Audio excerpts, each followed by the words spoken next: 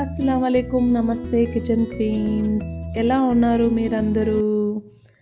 ఇవాళ మన వీడియోలో చామగడ్డ మటన్ వేసి కర్రీ చేసి చూపించబోతున్నానండి. చాలా ఎమ్మిగా టేస్టీగా ఈ కర్రీ అయితే ఉంటుంది. ఒకసారి మీరు కూడా తప్పకుండా ఈ కర్రీని మీ ఇంట్లో ట్రై చేసి అలాగే నా ఛానల్ని సబ్స్క్రైబ్ చేసుకోండి. ఇప్పుడు ప్రాసెసింగ్లోకి వెళ్ళిపోదామా? ముందుగా ఒక కుక్కర్ని తీసుకొని అందులో 1/2 kg మటన్ని వేసుకుంటున్నాను. కొద్దిగా ఉప్పుని పసుపుని వేసి ఒకసారి బాగా కలుపుకొని మూత పెట్టి 6-7 విజిల్స్ వచ్చేంత వరకు మటన్ని ఉడికించుకుంటున్నాను.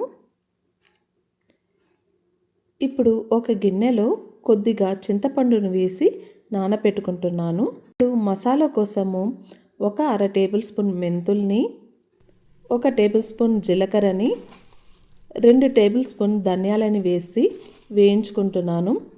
ఇందులో ఒక 6-7 ఎండుమిర్చిని కూడా వేసి వేయించుకుంటున్నానండి. వీటినన్నిటిని వేయించి ఒక ప్లేట్లో తీసుకొని చల్లార పెట్టుకోవాలి. ఇప్పుడు కడాయిలో కొద్దిగా ఆయిల్ని వేసుకొని ముందుగా కట్ చేసి పెట్టుకున్న కొబ్బరి ముక్కల్ని వేసుకొని వేయించుకోవాలి. కొబ్బరి ముక్కలు గోల్డెన్ బ్రౌన్ కలర్లోకి రాగానే ఒక ప్లేట్లో తీసుకొని పక్కన పెట్టుకోవాలి అండి. వీడియోలో చూపిస్తున్నట్లు కొబ్బరి ముక్కలు కొద్దిగా కలర్ చేంజ్ అయింది కదండి.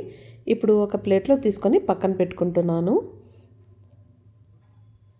అదే కడాయిలో 2 పెద్ద సైజు ఉల్లిపాయలని కట్ చేసి ఇందులో వేసుకుంటున్నాను. ఉల్లిపాయలు కొద్దిగా కలర్ చేంజ్ అయ్యేంత వరకు వేయించుకోవాలి. కలర్ చేంజ్ అయిన తర్వాత ఉల్లిపాయలు ఇందులో 3 పెద్ద సైజు టమాటాలని తీసుకున్నాయి కట్ చేసి ఇందులో వేసానండి. టమాటాలు ఉల్లిపాయలు కొద్దిగా మగ్గిన తర్వాత మిక్సీ జార్లో వీటినన్నిటిని వేసుకొని ముందుగా వేయించి పెట్టుకున్న ధనియాలు జీలకర్రతో పాటు కొన్ని వెల్లుల్లి రబ్బల్ని కూడా వేసి పేస్ట్ లాగా చేసుకోవాలి. కడాయిలో కొద్దిగా నూనెను వేసి ఆవాలు జీలకర్ర వేసుకున్న తర్వాత కరివేపాకును వేసి మొత్తము చిటపటలాడిన తర్వాత ముందుగా కట్ చేసి పెట్టుకున్న ఉల్లిపాయలని కూడా వేసి కలుపుకుంటున్నాను. కొద్దిగా ఉల్లిపాయలు కలర్ చేంజ్ అయిన తర్వాత ముందుగా క్లీన్ చేసి పెట్టుకున్న చామగడ్డల్ని ఇందులో వేసి వేయించుకుంటున్నాను.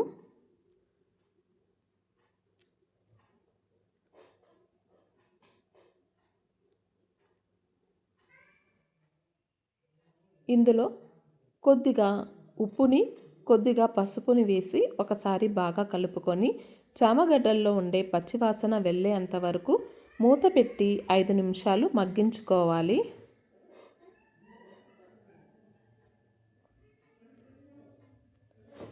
ఐదు నిమిషాల తర్వాత మూత తీసి ఒకసారి బాగా కలుపుకొని గ్రేవీ కోసము రెడీ చేసి పెట్టుకున్న మసాలాని ఇందులో యాడ్ చేస్తున్నాను. మసాలాలో ఉండే పచ్చివాసన అంతా వెళ్ళేంత వరకు మసాలాని చామగడ్డల్ని బాగా వేయించుకుంటున్నాను.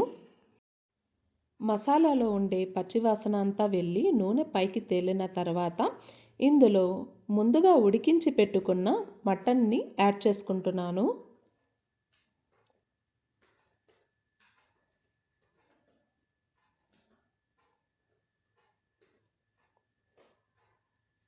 ఒకసారి బాగా కలుపుకొని మటన్కి మసాలా బాగా పట్టేంత వరకు ఉడికించుకోవాలి.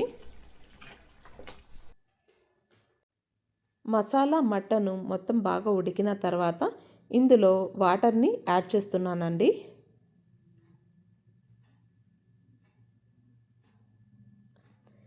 ఇప్పుడు ఇందులో ముందుగా నానబెట్టుకున్న చింతపండు పులుసుని కూడా వేసుకుంటున్నాను. వీటినన్నిటినీ ఒకసారి బాగా కలుపుకొని 15 నిమిషాలు లో ఫ్లేమ్లో పెట్టి ఉడికించుకోవాలి. చివరగా కట్ చేసి పెట్టుకున్న కొత్తిమీరని కూడా యాడ్ చేసి మరో 5 నిమిషాలు ఉడికించుకోవాలి. చాలా సింపుల్గా టేస్టీగా ఈ కర్రీ అయితే రెడీ అయిపోయింది అండి. చామగడ్డల మటన్ కర్రీ అయితే ఒకసారి మీ ఇంట్లో కూడా ఈ రెసిపీని ట్రై చేసి ఎలా ఉందో నాకు కామెంట్ చేయండి. అలాగే నా ఛానల్ని సబ్స్క్రైబ్ చేసుకోండి. Thank you for watching.